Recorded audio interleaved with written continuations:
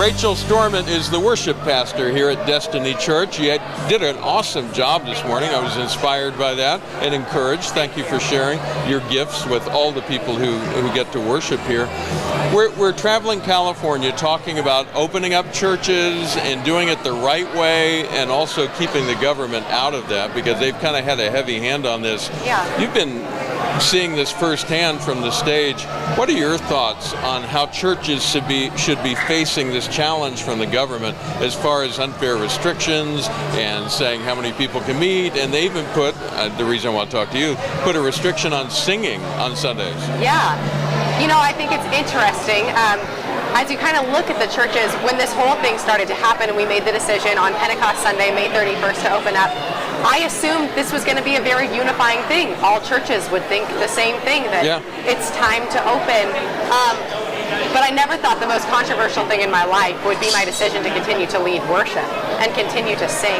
So I think when you look at the inequity between Costco's packed, Target is packed. I'm a mom, I go to Target almost every single day just to get out of the house.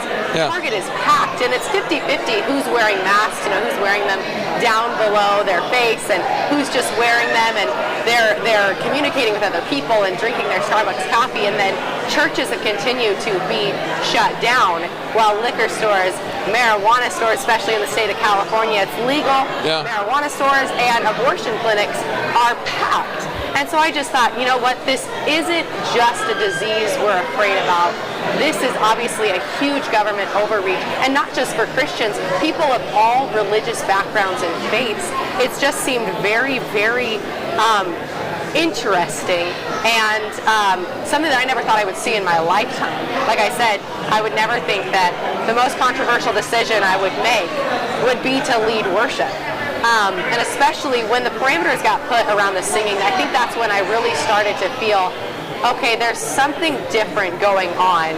It's not just people can't meet together because they're doing that in Costco. It's people can't worship together. People can't express their religious beliefs. They can't sing together. And if you're part of the Christian faith, you know that worship, or if you're Catholic, going to confession or saying the Lord's Prayer out loud, those things are huge staples of the Christian faith. Without those things, there is an incredible sense of feeling disconnected and feeling like you are disobeying what the Word of God says, which is forsake not the assembling together, as so many do in the last days. And that's what I feel like has been happening in the state of California, is so many people are saying, obey the government, but my question is, which government do you obey? Well, and that puts you in an interesting category, because every time you step up on stage and grab a microphone and start singing, you're in defiance of the governor. Right. You little scofflaw. I mean, look at you. And like I said, I've gotten a couple speeding tickets in my entire life, and other than that, I'm a law-abiding citizen, and this question of do I obey state government has never been a question for me. I've been a very privileged millennial who has grown up in a good household, and I never had to think about, wow, what do I think about what the Constitution actually says? What are my rights? Yeah. And what do I believe as a Christ follower in this season? Because really what's happening is you're seeing the juxtaposition between faith and religious liberty. For the first time, I think, ever in our nation, we're seeing those two things at a crossroads. One of the things we're concerned about is that once government finds out that it can shut down churches, stop the singing, or at least make the attempt to, that it's going to be hard for them to let go of that newfound authority. Do you have the same concern? I do. I think that I have never seen something taken away from the government and then given back. When taxes are raised, they don't go down. They don't lower. It's once you make a decree, once you make a law, once you say that something is happening, it's happening forever.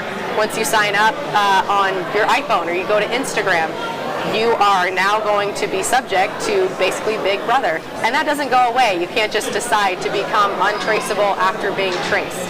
And so I think that it opens Pandora's box. It's easy for people to say, well, this is just seasonal. I've never seen it to be seasonal. Once you get something taken away, it's very rarely ever moved back the other way. Yeah. Thank you for making time for us. Anything else you want to share before I let you go? I would just say to all millennials out there, it is very easy to get caught up in what is socially popular.